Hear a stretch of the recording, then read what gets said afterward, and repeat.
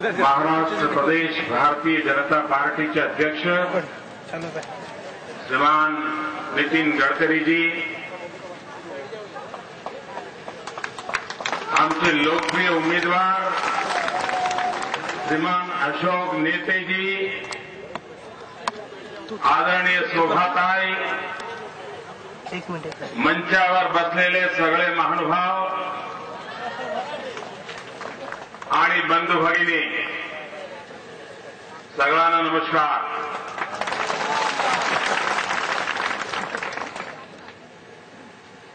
अशोक नेते हा तुमचे लोकप्रिय आमदार आहे आणि माझा विश्वास आहे हा निवडणुकीमध्ये तुम्ही त्यांना खासदार बनवणार आहे.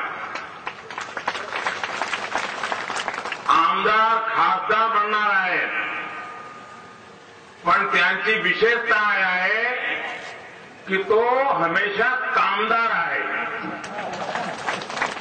आणि जो मनुष्य कामदार आहे तो सफल आमदार आहेत आणि सफल खासदार होणार आहे. जनता जनार्दनाचा काम करणं हा त्यांचा निर्णय आहे, या त्याचा संकल्प आहे.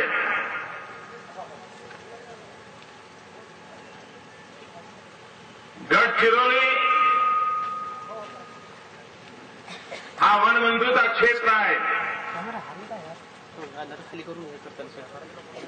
अभी नितिन जी बता रहे थे कि समृद्ध जिला है लेकिन लोग गरीब है. ये सिर्फ जिले का हाल नहीं है, पूरा हिंदुस्तान समृद्ध है, लेकिन कांग्रेस ने पूरे हिंदुस्तान को गरीब बना करके छोड़ा है.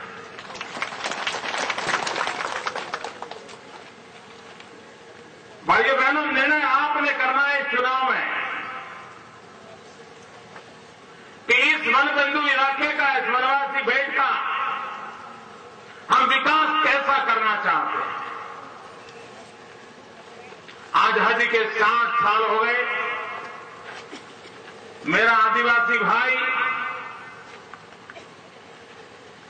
जमीन के पट्टे के लिए तड़पता रहा, वो मांग करता रहा, उसकी मांगों को ठुकराया गया. अटल बिहारी वाजपेयी जी की सरकार जब बनी तब आदिवासियों को जमीन के पट्टे देने के विषय में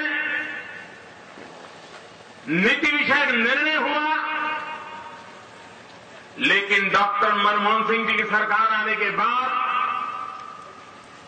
उस बिल को सालों तक दबाए रखा गया. और भाइयों बहनों, आपको जानकर के आश्चर्य होगा, मैंने 2 साल पहले 2 अक्टूबर को महात्मा गांधी के जन्मदिन पर एक सत्याग्रह करने का निर्णय किया और मैंने दिल्ली सल्तनत को ललकारा था कि मैं मेरे गुजरात के आदिवासियों को जमीन के पट्टे दे दूंगा, आप में अगर ताकत हो तो मुझे फांसी पर लटका दो. और भाइयों बहनों, गुजरात पहला राज्य था जिसने आदिवासियों को जमीन के पट्टे देना शुरू कर दिया.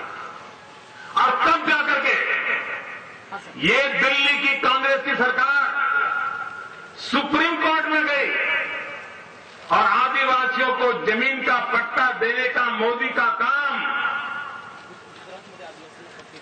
ये भारत के कानून के खिलाफ है. मोदी को सजा होनी चाहिए. अगर आदिवासियों को जमीन का पट्टा देना ये गुनाह है और अगर उसके लिए जेल भी जाना पड़ता है तो मुझे वो गुनाह भी मंजूर है, वो जेल खाना भी मंजूर है. अभी कांग्रेस पार्टी ने चुनाव का मैनिफेस्टो निकाला है भाइयों बहनों, वोट बैंक की राजनीति करने के लिए उन्होंने अपने मैनिफेस्टो में 2 बनने भर करके भांति भांति की योजना बताई है। आप देख सकते हैं मैनिफेस्टो उनका। कांग्रेस पार्टी ने अपने मैनिफेस्टो में, चुनाव घोषणा पत्र में 2 पन्ने भर करके वोट बैंक की राजनीति करने के लिए जाति जाति और भांति भांति की चीजें देने के वादे किए हैं। लेकिन ये कांग्रेस पार्टी ने आदिवासियों के लिए सिर्फ 3 लाइन लिख करके बात को समाप्त कर दिया है। आप कल्पना कर सकते हैं कि गरीबों की भलाई के लिए, आम आदमी की बातों करने वालों के दिले दिमाग में आदिवासियों को अगर उनके घोषणा पत्र में जगह नहीं है तो उनकी योजनाओं में जगह कहां मिलेगी, इसका आप सीधा सीधा अंदाज लगा सकते हैं। मैं तो पिछले बार ये चुनाव में सत्ता बना करके बैठे, जितनों को भी जोड़ सकते थे जोड़ लिया। लूटने के लिए तो भागीदारी सबकी हो गई, लेकिन अब जब नाव डूबने आई है, सारे के सारे नाव छोड़ करके भाग रहे हैं। सारे के सारे नाव छोड़ करके भाग रहे हैं, एक के बाद एक यूपीए की छोड़ करके भाग रहे हैं। ये बात साफ साफ बताती है मित्रों, वैसे भागते नहीं है। अगर उनको भरोसा होता कि कांग्रेस पार्टी के साथ रह करके चुनाव की नैया पार कर जाते हैं तो ये सारे के सारे दिल्ली में मलाई खाने के लिए उनके साथ जुड़े रहते। लेकिन जब उनको लगा कि कांग्रेस के साथ रह करके सिवाय डूबने को कोई चारा नहीं है, और इसलिए एक के बाद एक ये भाग गए। यूपीए का नामो निशान नहीं बचा है। इस बार चुनाव में 3 खेमे हैं। एक तरफ कांग्रेस पार्टी के नेतृत्व में बिखरा हुआ यूपीए सोनिया गांधी जी चुनाव को मैदान में उतारा है। दूसरी तरफ एक ऐसा मोर्चा बना हुआ है जिसके भीतर भी मोर्चे बनते जा रहे हैं, रोज नए मोर्चे, मोर्चे के भीतर भी मोर्चे, मोर्चे के भीतर मोर्चा, सब मोर्चों का मोर्चा, एक ऐसा नया खेल चला है। और तीसरा है आडवाणी जी के नेतृत्व में एनडीए। साफ साफ नजर आता है, एक तरफ परिवारवाद है कांग्रेस के नेतृत्व में, दूसरी तरफ तकवाद है, मोर्चे बनाम मोर्चे बनाम मोर्चे, और तीसरी तरफ आडवाणी जी के नेतृत्व में राष्ट्रवाद है।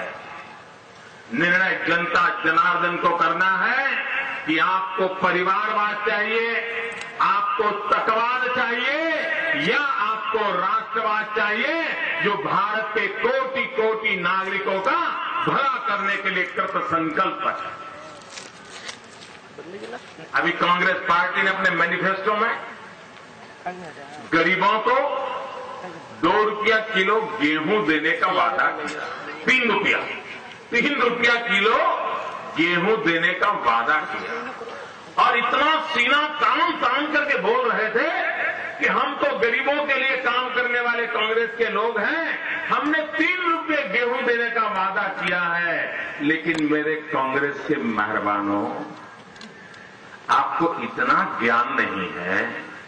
आप दिल्ली में सरकार चलाते हो, 5 साल से बैठे हो, गरीबों के नाम पर वोट इकट्ठा करते हो, लेकिन आपको ये पता तक नहीं है कि हिंदुस्तान का एक प्रदेश है गुजरात, जहां पर पिछले 7 साल से गरीबों को गेहूं 2 रुपये में दिया जाता है। 2 रुपये में, ये दिल्ली सरकार को इसका पता तक नहीं है।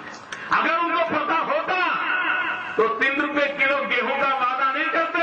आज मैं जनता जनार्दन को कहना चाहता हूं, मैं लाल कृष्ण आडवाणी जी का अभिनंदन करना चाहता हूं, राजनाथ सिंह जी का अभिनंदन करना चाहता हूं कि कल जब उनका चुनावी घोषणा पत्र आया भारतीय जनता पार्टी का, तो उन्होंने घोषणा की है कि जैसे गुजरात में 2 रुपए किलो गेहूं दिया जाता है, अगर भारतीय जनता पार्टी एनडीए की सरकार बनेगी तो हम गरीबों को चावल हो, गेहूं हो, हर चीज 2 रुपये में देंगे और गरीब के घर में चूल्हा जले, इसका प्रबंध सरकार